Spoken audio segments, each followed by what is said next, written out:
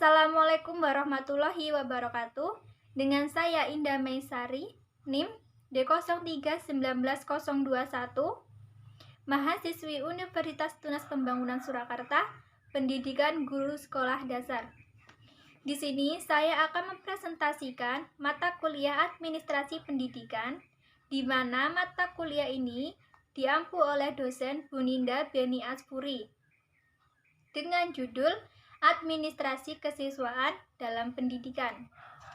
Baik, langsung saja. Materi yang akan saya bahas kali ini memiliki 3 poin. Yang pertama yaitu tentang pengertian administrasi kesiswaan.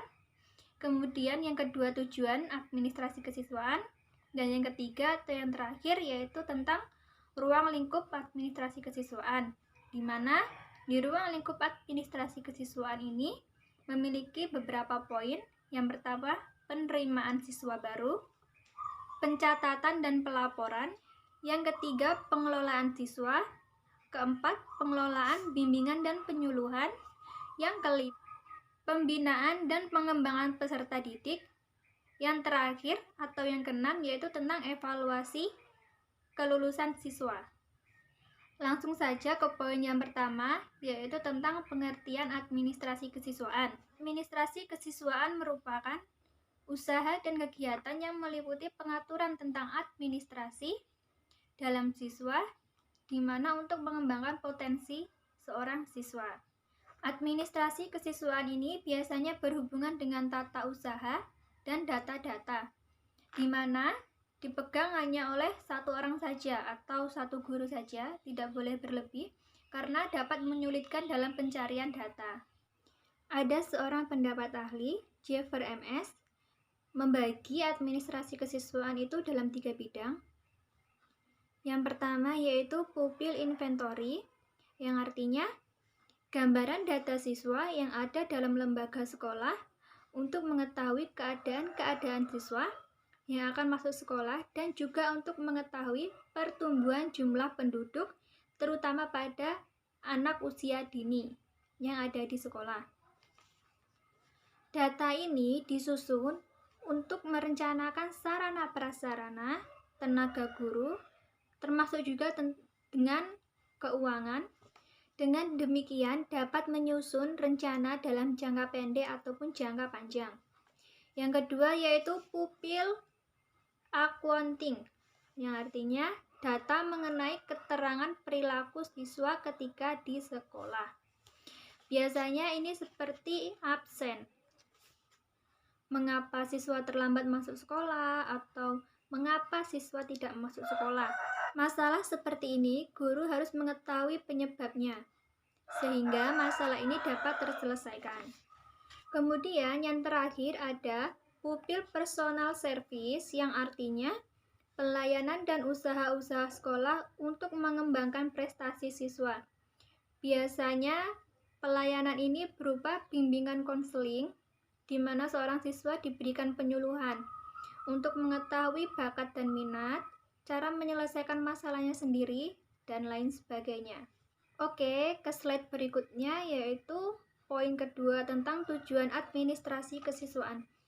Tujuan administrasi kesiswaan ini mengatur kegiatan-kegiatan peserta didik mulai dari masuk hingga lulus sekolah. Ada pula tujuan dan manfaatnya. Yang pertama yaitu melakukan pencatatan mulai dari mendaftar hingga lulus sekolah. Yang kedua yaitu dapat mengetahui kuantitas dan kualitas siswa yang ada. Yang ketiga, dapat memetakan asal siswa, baik itu daerah asal ataupun sekolah asal siswa. Setelah lulus, kita juga dapat memetakan penyebaran lulusan siswa tersebut. Yang terakhir, dapat membuat suatu lingkungan pembelajaran yang nyaman, karena adanya tata tertib yang tertulis untuk siswa. Lanjut ke slide berikutnya yaitu tentang ruang lingkup administrasi kesiswaan yang ada di poin ketiga. Di ruang lingkup ini, yang pertama yaitu penerimaan siswa baru. Penerimaan siswa baru merupakan kegiatan yang pertama dilakukan di sekolah, baik itu sekolah dasar, sekolah menengah pertama, menengah atas, sampai juga perguruan tinggi, di mana hal ini dilakukan pada tahun ajaran baru. Ada pula langkah-langkah penerimaan siswa baru, yaitu membentuk panitia. Panitia ini biasanya terdiri dari kepala sekolah, guru, dan lain sebagainya, di mana beliau menyiapkan syarat-syarat, formulir, dan data-data yang diperlukan dalam penerimaan mahasiswa baru. Kemudian, yang kedua itu menentukan syarat pendaftaran calon siswa. Biasanya syarat ini sudah ditentukan oleh Dinas Pendidikan Provinsi, di mana yang sudah berpedoman dengan ketentuan-ketentuan yang ada. Misalnya dengan surat keterangan kelahiran, surat keterangan kesehatan, pas foto, biaya pendidikan, dan lain sebagainya. Yang ketiga yaitu ada menyediakan formulir pendaftaran.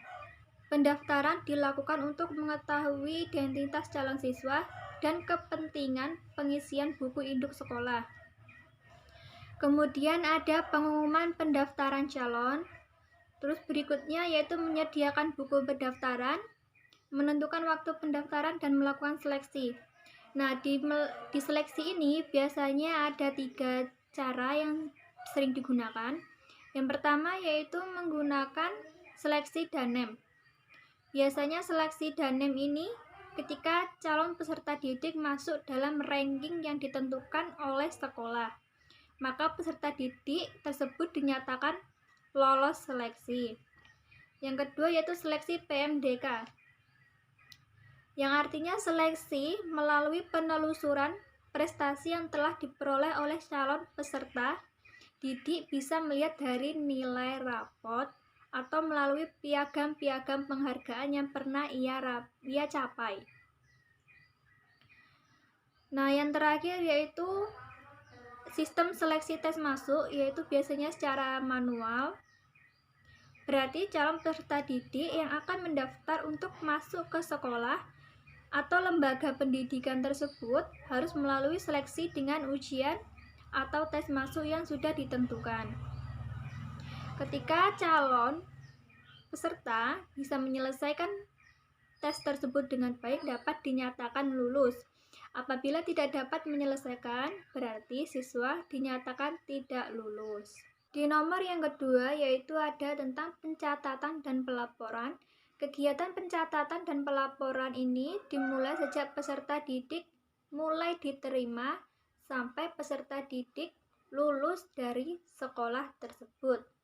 Pencatatan ini mempunyai kegiatan yaitu untuk mengetahui kemajuan peserta didik di sekolah tersebut. Untuk kegiatan pencatatan dan pelaporan biasanya memerlukan peralatan dan perlengkapan yang mempermudah kegiatan tersebut. Biasanya seperti buku induk siswa, di mana buku induk siswa ini pencatatan mulai dari siswa masuk ke sekolah, yang isinya itu ada nomor induk, data-data lain yang dimiliki oleh seorang siswa. Yang kedua ada buku clipper. Buku clipper ini diambil dari buku induk, tetapi penulisannya disusun berdasarkan abjad. Hal ini untuk memudahkan pencarian data peserta didik kembali jika sewaktu-waktu diperlukan. Kemudian yaitu ada daftar presensi atau absen. Hal ini digunakan untuk memeriksa kehadiran peserta didik pada keseluruhan kegiatan di sekolah.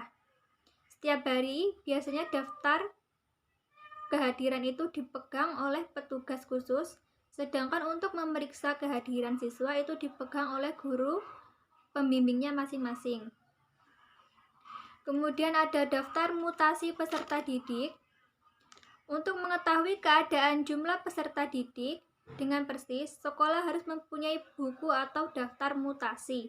Daftar mutasi ini digunakan untuk mencatat keluar masuk peserta didik dalam setiap bulan, semester, ataupun setahun. Hal ini karena keadaan jumlah peserta didik tidak tetap, ada peserta didik pindahan, dan ada pula peserta didik yang keluar. Kemudian ada buku catatan pribadi peserta didik.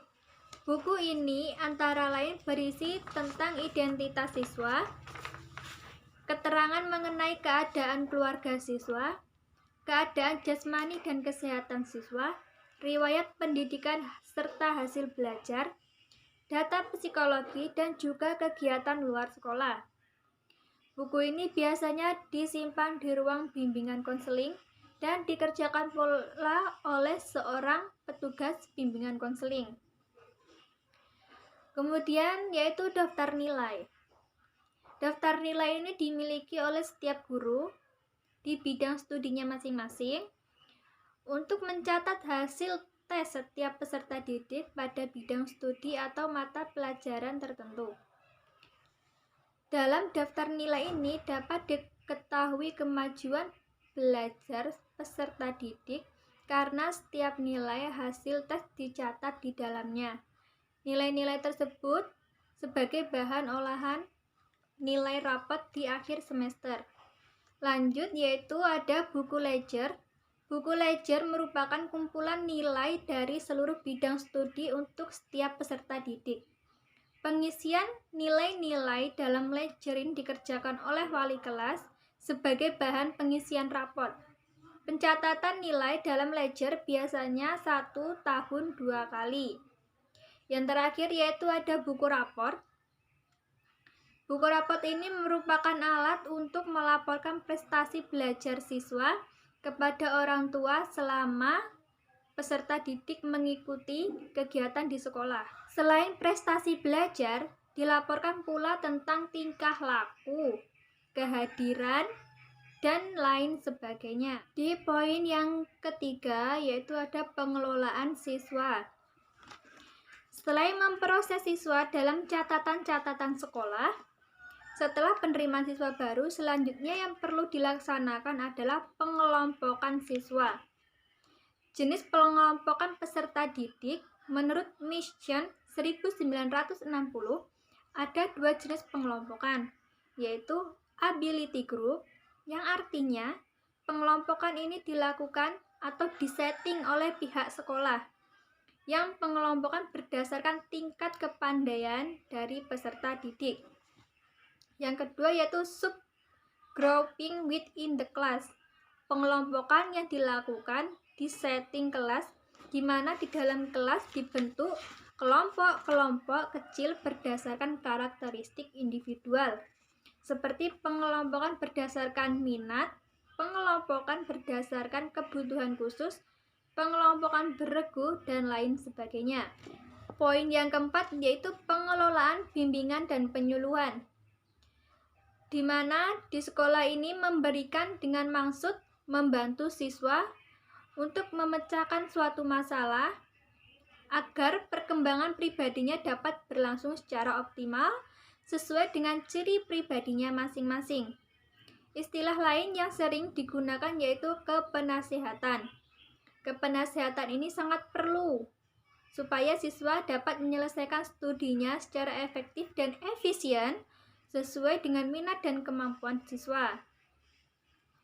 Poin yang kelima yaitu pembinaan dan pengembangan peserta didik.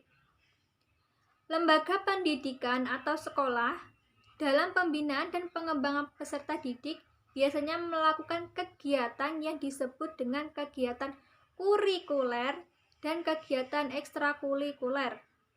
Kegiatan kurikuler ini yang telah ditentukan dalam kurikulum yang pelaksanaannya dilakukan pada jam-jam tertentu.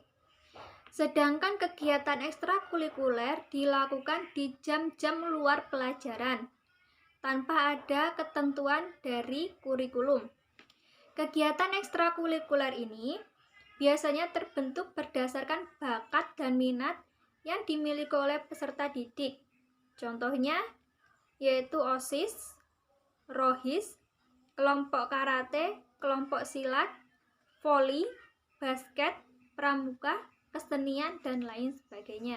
Di poin yang terakhir atau poin ke-6 yaitu ada tentang kelulusan dan alumni, di mana lembaga pendidikan tentang telah diselesaikannya program pendidikan yang harus diikuti oleh peserta didik. Setelah peserta didik selesai mengikuti seluruh program pendidikan di suatu lembaga tersebut, maka peserta didik tersebut diberikan surat keterangan lulus atau biasanya sering disebut dengan ijazah. Nah, ketika peserta didik sudah lulus, maka secara formal hubungan antara peserta didik dengan pihak lembaga sudah selesai. Namun demikian, diharapkan hubungan antara para alumni dan sekolah tetap terjalin. Dari hubungan sekolah dan alumni ini, lembaga pendidikan bisa memanfaatkan hasil-hasilnya. Lembaga pendidikan bisa menjaring berbagai informasi lewat pertemuan-pertemuan yang diselenggarakan oleh alumni yang biasa disebut dengan reuni. Demikianlah presentasi kali ini. Apabila terdapat kalimat atau kata yang salah, saya mohon maaf yang sebesar-besarnya, karena pada dasarnya kita sama-sama saling belajar. Tetap semangat dan jangan putus asa. Saya akhiri, wabillahi taufik wal hidayah. Wassalamualaikum warahmatullahi wabarakatuh.